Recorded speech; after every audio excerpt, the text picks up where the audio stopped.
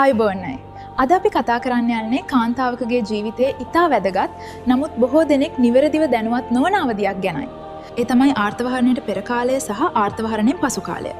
හැබැයි මේවා වයස වැඩිවීමේ සාමාන්‍ය කොටසක් කියලා හිතලා බොහෝ දෙනෙක් නොසලකා හරිනවා. ඒ නිසා අද අපි ආර්තවහරණය ගැන සරලව, පැහැදිලිව සහ වෛද්‍ය විද්‍යාත්මකව කතා කරමු.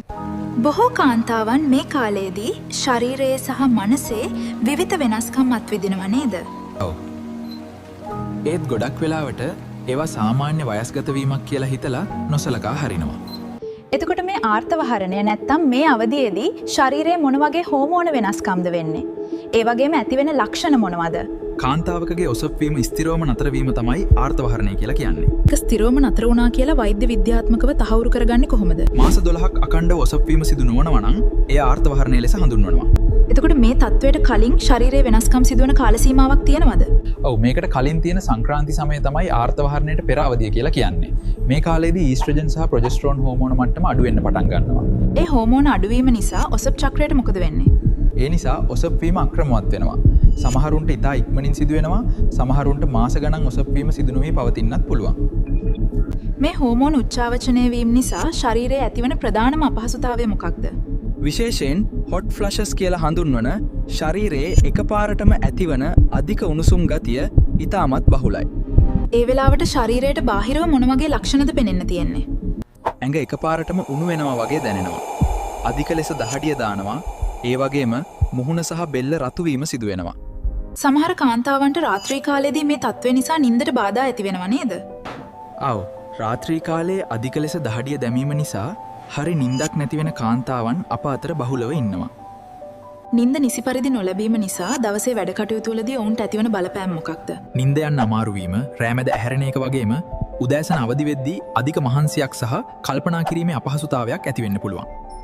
හෝමෝන වෙනස් වීම නිසා මානසිකව ඇතිවෙන බලපෑම් මොනවද?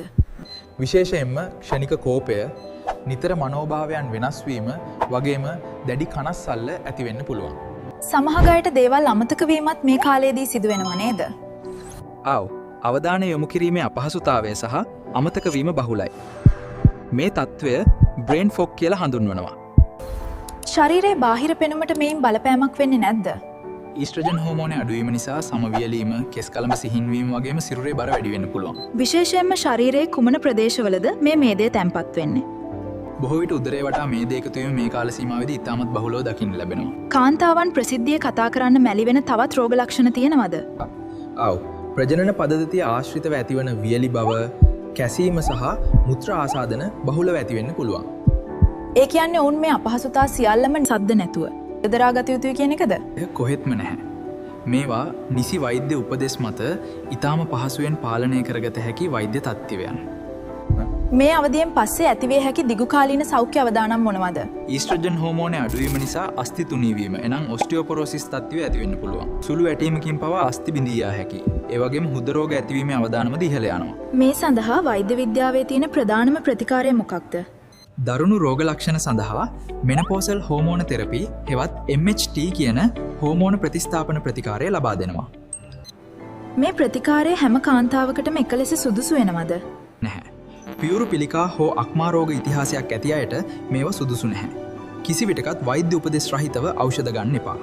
වෛද්‍ය ප්‍රතිකාරවලට අමතරව එදිනෙදා ජීවන රටාවේ මොන වගේ වෙනස්කම්ද වැදගත් වෙන්නේ?